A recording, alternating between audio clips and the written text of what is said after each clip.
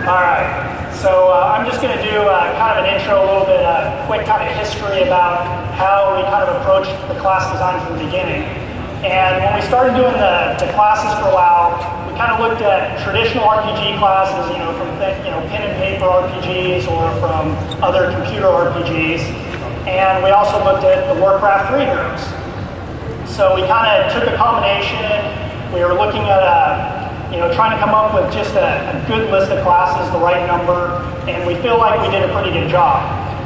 Like some examples of how we did things is, like the original mage was a combination of the archmage and the sorceress from War 3, along with kind of just some other, mage ideas from other games. Another good example is the hunter, who was really just a combination of the headhunter, the ranger, and the huntress from Warcraft 3. For those of you that don't know, the ranger actually wasn't really an original class for Warcraft 3. It was one that we cut during the development, but we still kind of took some of those ideas and brought it into the hunter. And then, of course, etc. On and on and on. Okay, so some classes didn't make the cut originally. For example, the Necromancer and the Blade Master, those are possibilities for maybe future hero classes. Like last time I did this class panel, I had the Death Knight as one of the classes that didn't make it. Well, that's now a class that we're bringing on as our first hero class. So one of the concepts that we kind of talk about a lot when it comes to classes is concentrated coolness. There's a big desire early on for us to kind of take every single unit from Warcraft 3, every single hero, and turn each one into a class. But, that really wouldn't make for very different classes. So instead, we kind of did the combination. We took like a combination of different heroes and different classes and took all those abilities and put it into a single class and ended up with less classes, but all those classes ended up being very different from one another. And, that's kind of an ongoing philosophy of ours. And really one of the reasons why during Burning Crusade that we added paladins to the Horde side and we added shamans to the Alliance side. Because what was happening on the game balance side was that we kind of continued to start adding abilities that to each of the two other classes. And the classes were starting to become closer and closer together.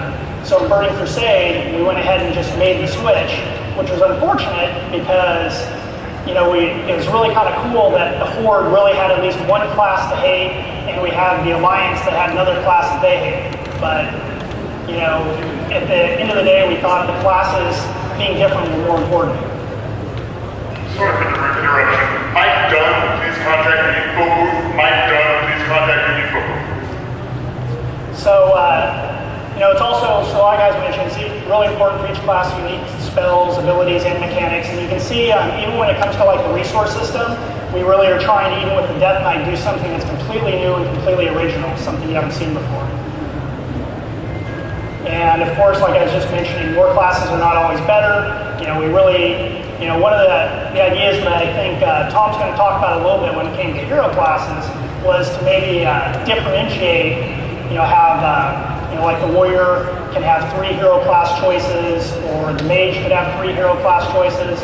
But all that's going to end up doing is making it so that we have 27, 30, 35 classes, and it's going to be, of course, more difficult to balance, but also, again, they're just not going to be that different from one another, and it's not going to be as cool as how different the classes can be right now. So I want to talk briefly about some of the things that we look at when it comes to balance. We really, we balance each class across 4 different criteria. So one thing that we want to make sure is that every single class can solo to max level, which doesn't really seem like a big deal for all the people who've been playing WoW, but previous to World of Warcraft, there's a lot of games out there that you only could actually solo to maximum level with just a couple different classes. So that was something that was really important to us in the beginning. Another thing that's important is that every single class has a role in a 5-person group. So this is something that, as we've been evolving classes, some classes have been better in groups, some we've had to make better over time. But it is, a continuing goal for ours that every single class has a role in the dungeon group. And also there should be an importance in a raid. It's the same sort of thing. And lastly, we want every class to be competitive in PvP. I do want to make a point about this, though, is that it's not important to us that every single class is equally balanced against every single other class in a one-on-one PvP situation. We just want every single class to have their moment to shine in PvP. You know, some classes might be better in a one-on-one arena, you know, but ultimately we really would like to see that every class had a spot in like a 5-on-5 sort of arena situation. And you can see when we're balancing classes across this many different things, there is going to be times that some classes, you know, at different times of the evolution of the game are going to be more powerful than others. And a lot of times it's because we are trying to balance across so many different criteria. And most importantly, we want every class to be fun. And hopefully that's the case right now. I mean, I have played just about every class myself, and I think they're all fun. There's definitely time periods where, you know, we'll like look at, let's say, a class in a raid role, and they might be effective in a raid role, but we don't find them necessarily to be fun in a raid role. And there'll be times when we make changes like that. Like a great example for us was during the beta for the original Warcraft, the warrior class was extremely powerful, but they weren't particularly interesting because they only ever used one ability. And they would just punch that taunt button over and over and over again. So we actually changed the mechanics of that skill so that it allowed warriors to use more abilities. It was very controversial at the time because a lot of people that were warriors felt like their class just got nerfed. But it was really done in the balance of fun because even though the class was powerful, it wasn't necessarily that fun just to use one ability for your entire life.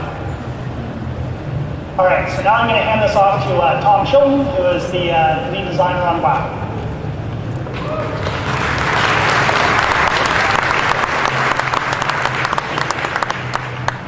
So what I'm going to do is do a quick run through here of our talent system development, give you a little brief history of how the talent system came to be the way it is now. Initially it was a very simple stat customization system. When we first started off, there really wasn't any kind of talent tree set up in any way, shape, or form. Some of these early talent system implementations are right here on the presentation. As you can see, it might be a little bit hard to see, but really all you could do at that time was spend stat points when you leveled up. That was really all there was to it. That was the first original talent system. After that, we extended it, made it a little bit more deep. Not only could you customize your stat points, but also there were some other things in there like block mastery, dodge mastery, etc. That made it a little bit more interesting, but we really felt like it still wasn't getting us what we needed. A lot of the feedback that we had back then in beta was that players really wanted ways to differentiate their characters more. Players didn't really feel like, you know, their warrior was much different than the next warrior, or their mage wasn't much different than the other mage. So some of the key concepts here for the current talent system were the Diablo 2 inspiration. So something we did is we looked at how Diablo 2 did their skill tree and tried to analyze, you know, what we felt would really work well about that, and what if we were doing it over again, what we would do differently. So something that was really important there was that there was a limited pool of points. Something that sometimes players bring up is that question of, well, why is it once I've maxed out my level, why can't I keep getting more experience points that contribute to gaining more talent points, and then eventually I can have them all? So really a lot of the purpose of the talent system was to allow you to differentiate your character, like I just mentioned earlier. Since that differentiation is so important, you need to have a limited pool of points, otherwise eventually everybody becomes the same because they all have the same number of talent points, they all have the exact same talent, they have them all. So what we decided to go with was this mostly passive, with a handful of active, or what we call at the time the gold medal talents. The talents that you see at the 11-point mark, the 21-point mark, the 31-point mark, etc., eventually 51. So with our current talent system, we went through a couple of different iterations where it looked a little bit different. This is one iteration where you bought talents that were on the first tree, and then over on the side, the gold medal talent would light up. This is another kind of UI implementation of the same kind of idea, where you would buy different talents inside a tier, and then at certain levels, as you leveled up at like 15, 30, 45, 60, you would automatically unlock those gold medal talents. We still didn't really feel like these UIs necessarily were intuitive enough or made sense enough or felt like they had enough customizability. So we went with what we essentially have today, which is more of this kind of tree approach, but the tree approach that's also tiered. And that really kind of solved some of the problems that we had with the Diablo 2